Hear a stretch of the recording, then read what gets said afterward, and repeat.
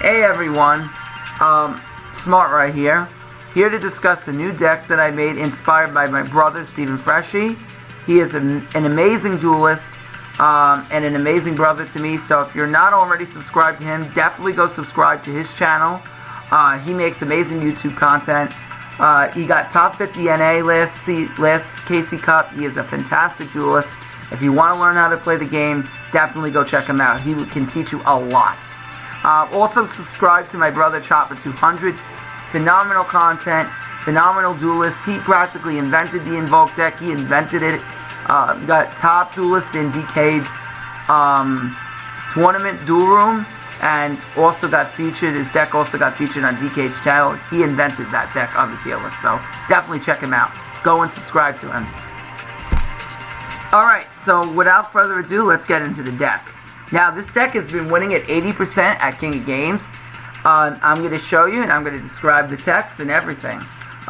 Just picked up my third off the sale that Konami gave us today, the reopening. I love that sale. Thank you, Konami, so much. 3 hours to the Invoker. Really good. This is pretty much self-explanatory. You add Invocation on Summon, and then you get to Fugo Shokan using monsters on the field and in the graveyard. Also in your hand, so you can easily summon your Cositis really easily, and your Magdalenica by using Buried Magician Girl. Really good card, self-explanatory here, and then Invo allows you to get it back to the hand to gain your attack boost. So 3 is a definite, really good choice here for me. 2 Chocolate Magician Girl. Now, I think this card's good. I don't think it's amazing, and here's why. First, she needs to be attacked into to be able to get her effect. To be able to special summon one from the grave, which is fine. That you could just not be attacked into her and just stall with her. But at the same time, it's not that she isn't great. It's just that there are some of Marty's effects on the ladder, and also she could be targeted and destroyed. You know, outside of an attack. So there's a lot of ways to get rid of her outside of that. So, you know, cards like Legacy Clash right now. Now, I know that's getting hit, but still. There are cards like Legacy Clash and some other back row cards that can kind of give her a headache to deal with.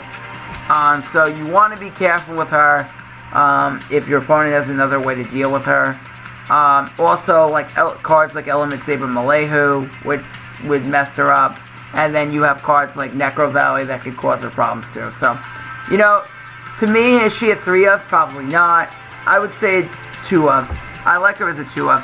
And she's water. That's a benefit. That's a benefit to at least run 2 of her because she works beautifully with Alistair to make your Cositis. 2 Blizzard Princess. Now, excuse me. This is my spicy tech. If you guys don't remember this card came out in the Spellbook box, Visions of Ice.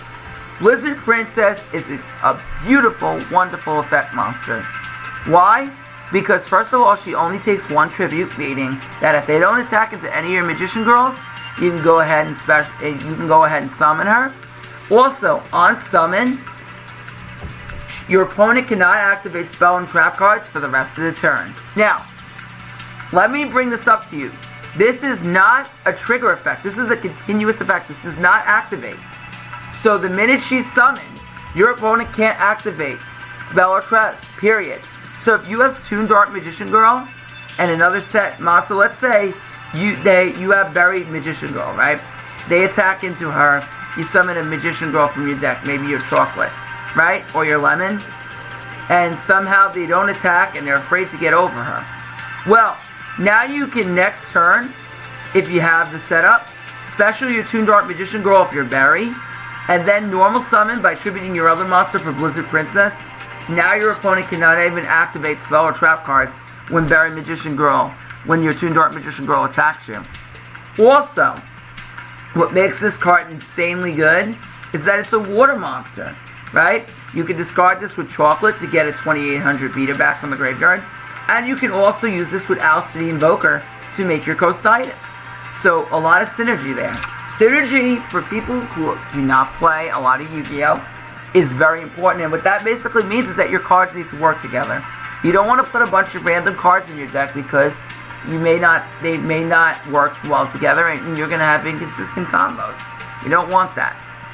Now, Toon Dark Magician Girl. Now, this is a personal build, but as I told you, inspired by Stephen Freshie, my brother. This card is really spicy because you can attack your opponent directly, give them 2,000 damage, and put a lot of pressure on them.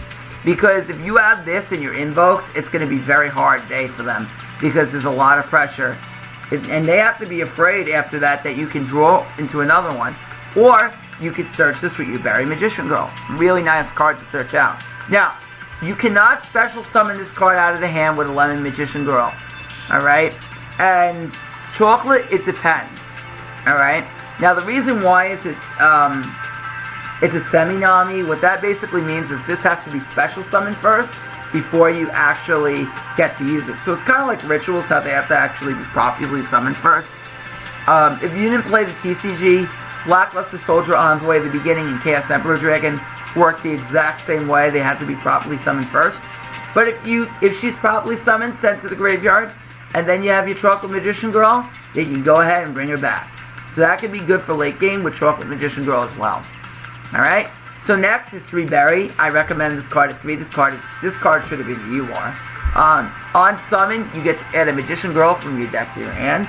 So you can search your Toon Dark Magician Girl, your Chocolate Magician Girl, your Kiwi, any of them. And when she is attacked, or targeted by a card effect or attack, see, that makes her a lot better. Because cards that would target, you can't target her, you can't econ her, you can't clash her, she'll get her effect. And then she changes her battle position, and you can special summon a Magician Girl from your deck. So you can go with the Chocolate, and if you have a Magician Girl already in your graveyard, then that gives you her effect. And also, which is also really good, is it could set up a Kiwi play as well. Maybe you summon this in attack and your opponent doesn't know you have a Kiwi. This card really didn't come up at all, to be honest with you, but it's still good because it prevents your spellcasters from being targeted. We'll get to that in a second. But your Berry Magician Girl is a definite staple at 3. I may take a standard Dark Magician Girl in this deck just so that way I could summon it off of Berry and get like a 2,000 beater, but I don't know. That's not even worth it. You know, it's basically its second effect is there to get you another monster in the field. It's also good for stalling. Can get you that water monster that you need maybe in the graveyard if you wanted to search your Toon Dark Magician Girl initially. So, really good. Standard 3 of. Kiwi. Kiwi is good. It's okay. It gains 3, your Magician Girls gain 300 attacks with each Magician Girl in your graveyard with a different name. So the maximum you can gain in this build is 1,200. You have to have 4 different ones in your grave. So it could be good for a quick little boost. Other than that, not really that great for that. But its second effect is pretty good too. Spellcaster monsters cannot be destroyed by a card effect. Also, your opponent cannot target them. So if you feel that your opponent has a Legacy Clash, you can discard this. And then your opponent cannot target it. Now, if you want to be slick and be smart, one thing you can do is before you attack, well, your opponent would probably chain this, but if you feel like your opponent wants to wait out your clash, you could try to beat them by, like on the ladder, this might work. If you want to activate it, you activate this in the battle step, and then they don't read its second effect because it's a long text. So generally people in the ladder do not like to read long text. So if you activate this in the battle step and they try to go clash you in the damage step and they can't, then you can mess them up big time. So that could be a way maybe for your Toon Dark Magician Girl. Also your Kiwi can also protect your Toon Dark Magician Girl, which is really good. So spellcasters cannot be targeted and it will get the attack boost because it's a Magician Girl. So you can make this up to 3,200 and boom, boom, boom, boom. I was thinking about throwing in a second one for a quick FTK, but that's really hard to do. And most of the time, that's not going to happen. We're going to have multiple Magician Girls and we get that easily. 2 Lemon Magician Girls. 2 Lemon Magician Girls. Now, Lemon Magician Girl is really good also. And it's really good. It's probably the best one to summon off of your Berry. Why? Because Lemon Magician Girl allows you to get the effect where you can summon one from the hand, so you can summon out your Blizzard Princess. That's really good. You can even summon out your chocolate if you have it in hand, and then they attack it, and then they get half. So that's really good. Also, what makes this card really, really good is that you could tribute a Magician Girl to add any spellcaster, anyone from your deck to your hand. So you could tribute your Barry to get your Alistair. You could search your Blizzard Princess if you want to go for game and have that set up, or you just don't want them to activate back row for any reason. So, Alistair, really, really good, and you have a searcher for it. So even if you don't open Alistair, you get your Barry, you get your Lemon, and then you have your Alistair. Really good. One invocation. I don't think 2 is really necessary. We're not playing multiple Neos, so we'll keep it at 1 for now. 1 Magicalized Fusion. Magicalized Fusion, pretty standard. You're going to summon this bad boy. We'll get to him in a second. So how many different ones do we have in our deck? 1, 2, 3, 4, 5, 6, 7 different ones. You only need 5 to get Quintet's blow up effect. However, you can still set in Quintet with 5 of the same ones. You just won't get to blow up. Keep that in mind. Now this is my personal tech. 3 Floodgate Trap Ball. They can't attack into you very often, so why not use a card like Floodgate? If you use a card like Floodgate, not only will they not be able to attack into you, but they won't be able to extend their game. So if you're facing a deck that really doesn't open up optimally turn 1, but says, alright, like a deck like Blue Eyes may be a good example for this. If they don't open optimally, let's just say turn 1 they go Setstone to Ancient's Pass, then turn 2 they want to summon their Cosmo Brain, well now they can't. Turn 2 they want to summon their Snipe Hunter, you Floodgate them. That's really good. And it also allows you to start and build up your board. And there are some decks out there like Triamids that if you build up their board with a ton of Floodgates, they're not going to be able to really extend their board far, and they're going to be in trouble. The only thing with Triamids though you got to be careful with is that once they get King Golem out, all your effects get turned off. So you got to be really careful with that. Or your battle effects anyway, not your effects on summon. Alright, now we're going to go over the extra deck. 1 Kaliga. Kaliga is much better than everyone thinks it is. Now, Myconic was the first one that really pointed this out. Also subscribe to him, Myconic Savage. Really good YouTuber. Kaliga, really good duelist. Alright? This card is insanely good against Dark Lords. So if you're having trouble against Dark Lords, run this card. Why? Because Kaliga says that if a player's monster effects attempts to activate. Now that is very important. You read that text. That means that if they get negated, so even if they negate their own effect or sanctify attempts to activate, they activate their effect and they sanctify, then they still have attempted to activate. None of that player's monsters can activate the effects for the rest of the turn. So, why is this really good? I'm going to show you. So, Dark Lords like to activate multiple cards. So, let me evaluate a turn 1 Dark Lord play for you, right? They activate Banishment. They search their Dark Lord Contact. Now, if you're a good player, you search Contact. You're not going to search Ixchel and discard, unless you have Contact already present in hand. Because you would search Ixchel or Contact, whichever one you don't have. You would not search Superbia unless you have Contact in hand. Why? Because Ixchel is a play extender, not a starter. Okay?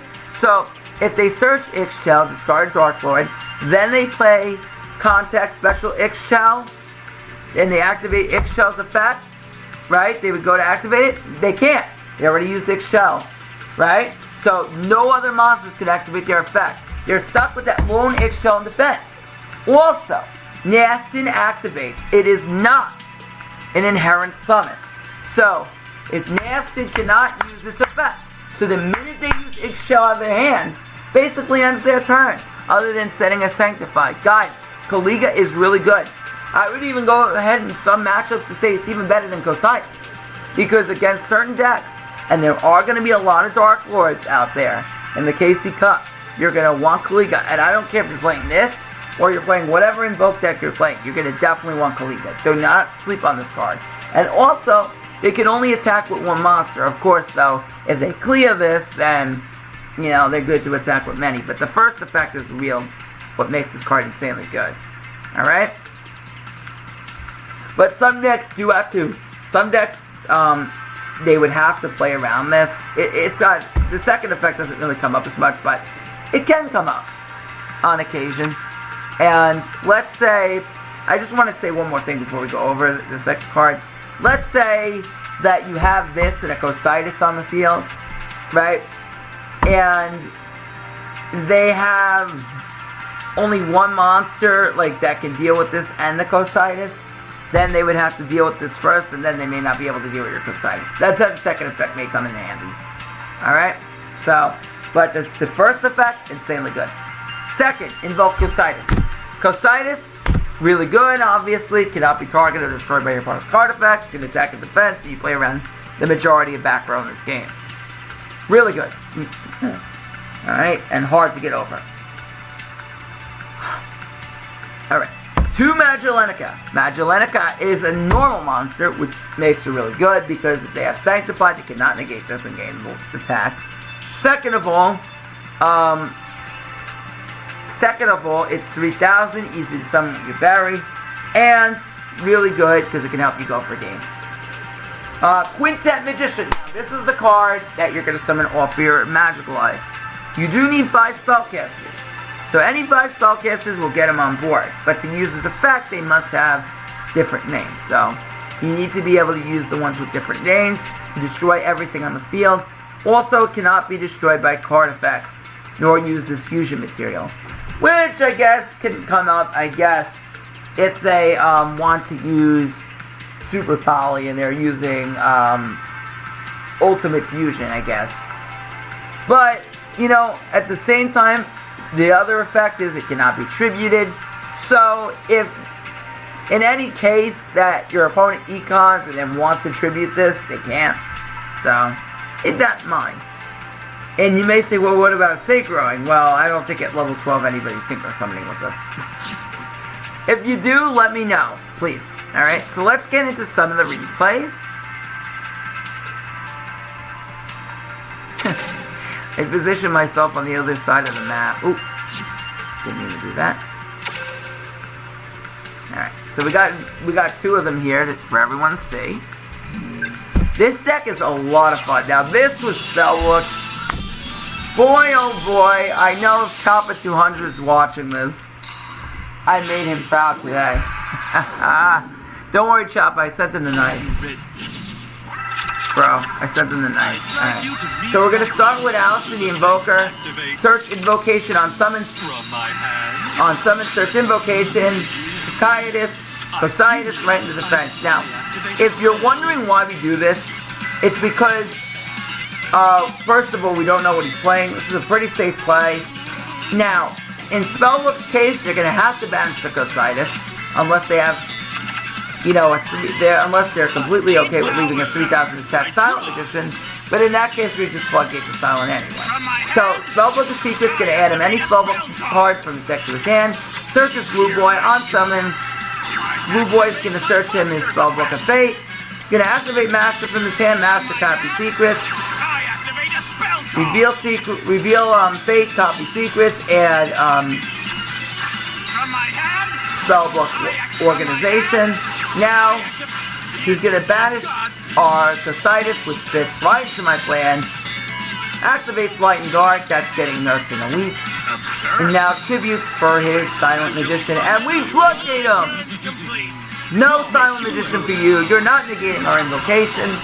Now, Alistair again, we're going to banish his Blue Boy from his graveyard, not our Blizzard Princess, and Cositis right on a bat, and then we're going to be able to get back our Alistair the Invoker. End his turn, has nothing. Now, we had 2 routes to go here. We could have summoned Barry and waited a turn, but you really don't want to give Spellbook's turns to recover. So I figured let's just go full ham on him. We couldn't go straight OTK though because he has Silent Magician. So our plan, he just scoops, would have been attack over with the Cositis and then damage step Alistair to get over his level 8. And put him in a really bad spot because then he would have had to deal with both monsters. Okay, so that's one that we had to go. Now this was against 6 Sam. He crushed 6 Samurai. So I want to show you guys that we're crushing legitimate decks here. I don't want to show you guys that we dueling memes and whatnot. Alright, so we open up our Berry Magician Girl. Berry on summon is going to search our chocolate. We already have Toon in hand, so no need to search for that. Alright, activates United. Now, I am immediately going to flip down his keys on. The reason why I did that is because I don't want Dual Wheel to be alive, and I don't want him to be able to clash. So that's the 2 things I'm thinking of. I don't know if he's playing post-nerf or not, but we play around those 2 cards instantly. This is why I tell you guys, Floodgate is still a really good card. Not a terrible card to get with your Ultra Red Dream Ticket, although I don't know if it's the best card for you guys to get. I wouldn't get it if you're just getting 1. I would only get it if you're going to get 2 or 3. So Toon Dark Magician Girl's going to come right out. He runs Wall of Disruption, so he Wall of Disruptions us. That's completely fine. Top decks is Dojo. Activates United, does not have another Samurai in his hand, so this is not looking good for him. Swings into our Toon Dark Magician Girl. He's going to get Kizaru. Kizaru on summon is going to be able to search him as Anishi. And swings over at Team GG and his turn. Alright, Berry Magician Girl right off the top. Berry's going to search us with another Berry, just so we have a follow-up in case our Toon Dark Magician Girl play gets ruined. And then BAM! BAM! Right to the kisser. No response, no Dual Wheels. The only thing he could have done was clash us or wall D us. He's done! Goodbye! So, yeah, that's pretty much the deck. I mean, it's a lot of fun. You don't have to run it with Toon DMG if you don't want it. If you don't have the event card, and gosh darn it, guys, I know. I just got it recently. I just got Toon DMG recently through tickets. The card is ridiculously hard to get. The one thing, Konami, if you're watching this, please, the next time you update Pegasus, please allow him to give this card out at the gate for farming, because for me, I originally lost my original account, and way back when the game, I played since the game began, since we had Welcome to Toon World event, where we duel Pegasus to farm him. I really would love us to get that card back in an event. It would be really nice to get back our Toon DMG, just saying. But I have 2 of them. I don't know if I'd ever play 3 in this deck.